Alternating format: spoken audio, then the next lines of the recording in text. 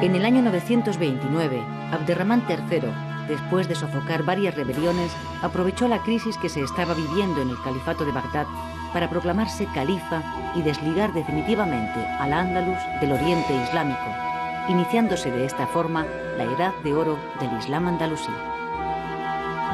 Gracias al florecimiento del comercio y la industria, la ciudad de Córdoba había crecido tanto que la mezquita no podía dar ya cabida a las multitudes que acudían a ella, siendo necesario ampliar sus dimensiones. La parte más grandiosa, a la que pertenece el mihrab y las capillas abovedadas, fue edificada por orden de Al-Hakam II.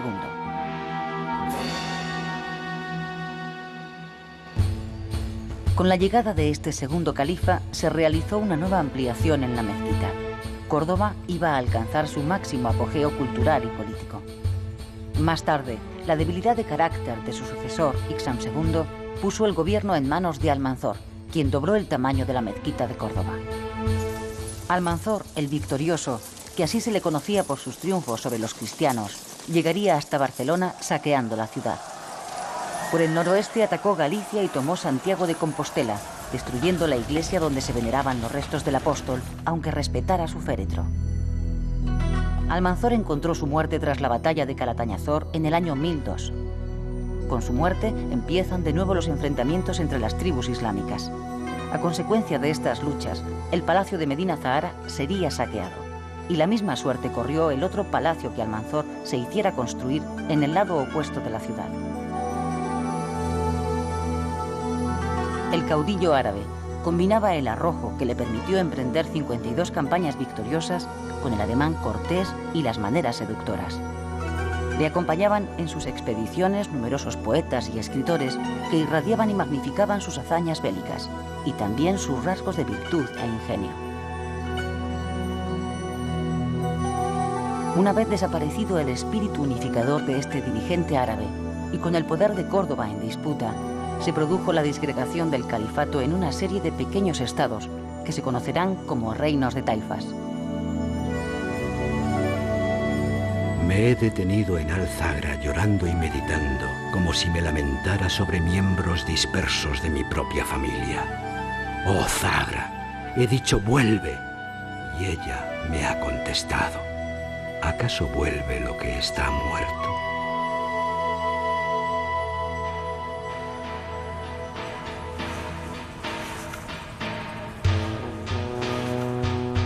Con la desintegración del califato de Córdoba, los reinos cristianos que se habían replegado durante las acometidas feroces de Almanzor volvieron a tomar la iniciativa. Los movimientos de sus peones, alfiles, caballos, damas o torres resultaron mucho más eficaces, aunque el jaque mate no se iba a producir hasta pasados 4 siglos. Las espadas desnudas del relámpago jugaron como piezas del juego del ajedrez en manos de los jugadores.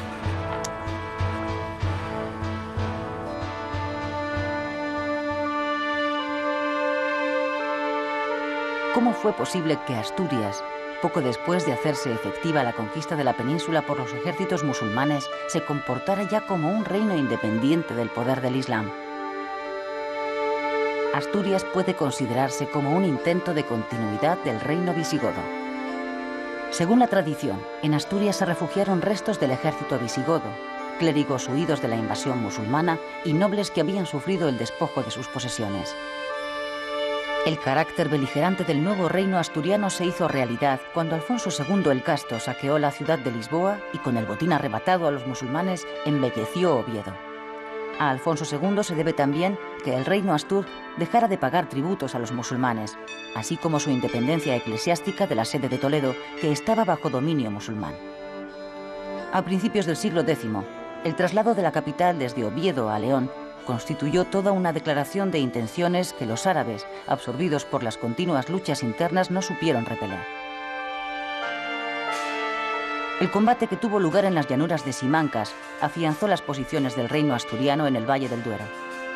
Quizá esta fuera la mítica batalla de Clavijo en la que la aparición del apóstol Santiago determinó la victoria cristiana, refrendándose así el carácter de cruzada en la lucha contra el Islam.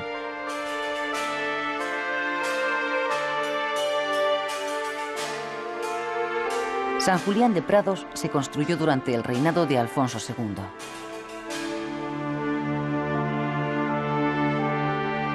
El arte asturiano va a estar directamente vinculado a los reyes de la monarquía asturiana. La concentración de poder en sus manos, unido a su fervor religioso, hizo posible la creación en pocos años de un gran número de edificaciones civiles y religiosas en un espacio geográfico pequeño. El actual templo de Santa María del Naranco, antiguo palacio de Ramiro I junto a la iglesia de San Miguel de Lillo, son los máximos exponentes del prerrománico asturiano, conocido como arte ramirense.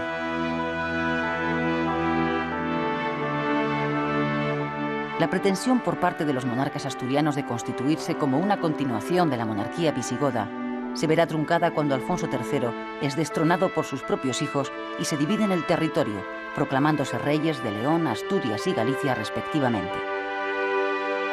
Simples vicisitudes históricas permitieron a Ordoño II reunir bajo su cetro a Galicia y León, y a su muerte, su hermano Fruela II de Asturias reconstruyó la unidad del territorio bajo el nombre de Reino de León.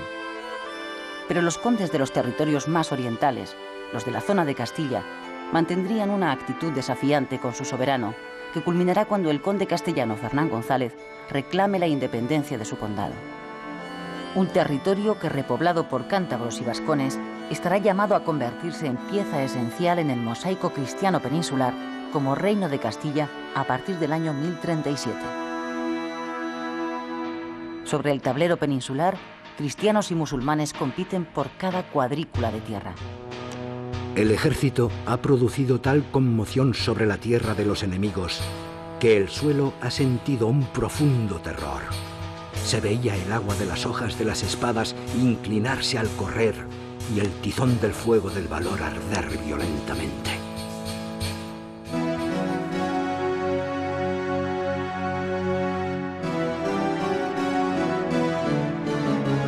Los núcleos de resistencia pirenaicos y orientales de la península nacen de la conjunción de dos elementos diferentes entre sí.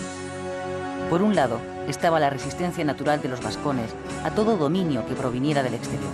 Y por otro, la influencia de los francos, que después de su victoria en Poitiers, habían ido recuperando los territorios del sur de las antiguas Galias hasta llegar a los Pirineos.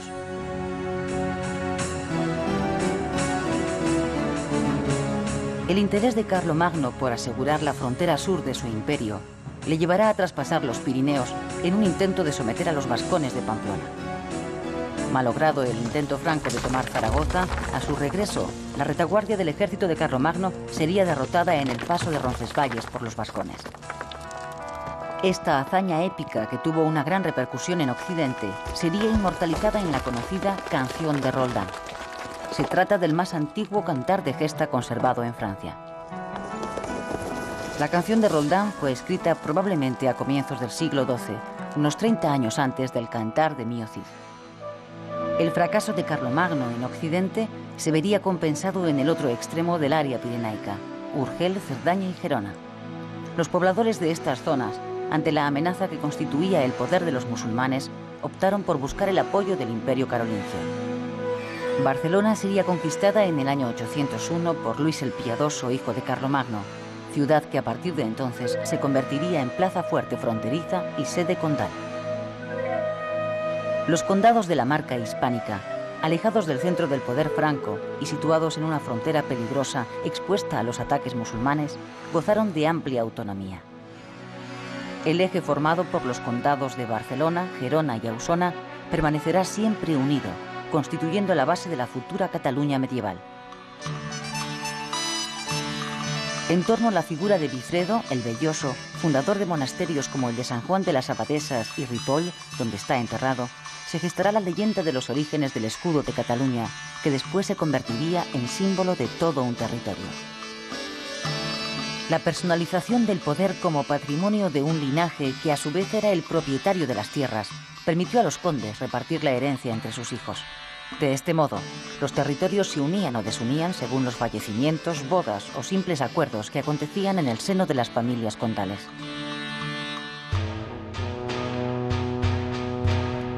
La estrategia cristiana de ocupación del territorio avanza lentamente, movimiento a movimiento. Mira el campo sembrado, donde las mieses parecen al inclinarse ante el viento, escuadrones de caballería que huyen derrotados, sangrando por las heridas de las amapolas.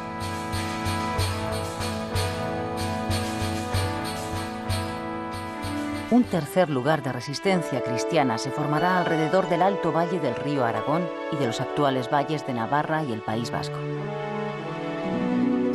El rescoldo de las tribus vasconas prerromanas acabó creando un reino independiente que poco a poco se iba a convertir en una sociedad en proceso de transformación. Los señores de la tierra y de la guerra, dominadores de un campesinado sometido a servidumbre, serán la base de una sociedad que irá cambiando por la impronta cristiana debido a las estructuras eclesiásticas como la parroquia o el monacato. Desde el siglo IX consta la existencia del monasterio de San Salvador de Leire, cuyas partes más antiguas están bajo las actuales. Más tarde fue sede y corte del señorío pirenaico y panteón regio de los monarcas pamploneses. Desde el siglo X se había tomado la costumbre de que el obispo de Pamplona fuera elegido entre los monjes de Leire, dada la seguridad precaria de la capital. La monarquía siempre se sintió vinculada a él.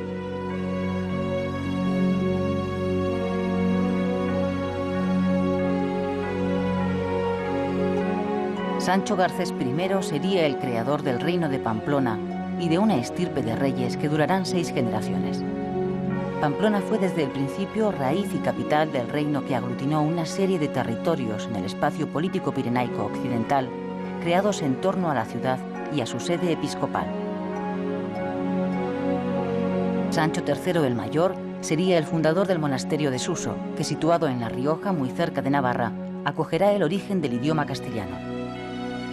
En ese momento, los dominios del rey pamplonés abarcaban desde Palencia hasta Roda de Isávena, mientras que la frontera con el Islam pasaba por poblaciones como Loarre, Murillo, Biel o un castillo.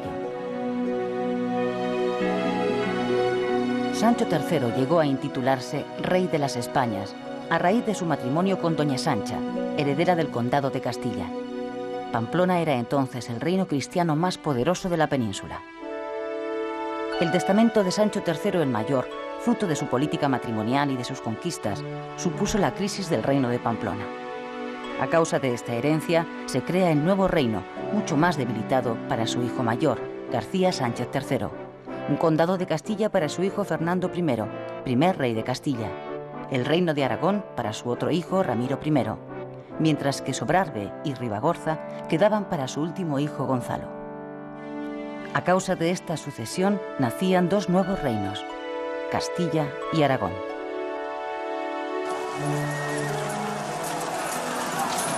Las lanzadas han dejado en los párpados heridas cubiertas de legañas y han transformado las puntas de las lanzas en mechas.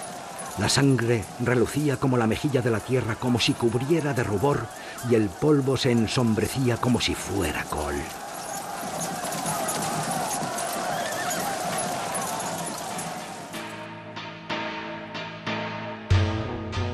Después de la muerte de Almanzor y con la división del califato en reinos de taifas, el poder de los musulmanes se debilitará, mientras que los cristianos del norte peninsular acumulan cada vez más fuerza y poder. Sin embargo, las espadas continúan en todo lo alto. Musulmanes y cristianos habrían de combatir aún en innumerables ocasiones hasta dar por acabada la larga etapa de dominio islámico en la península ibérica.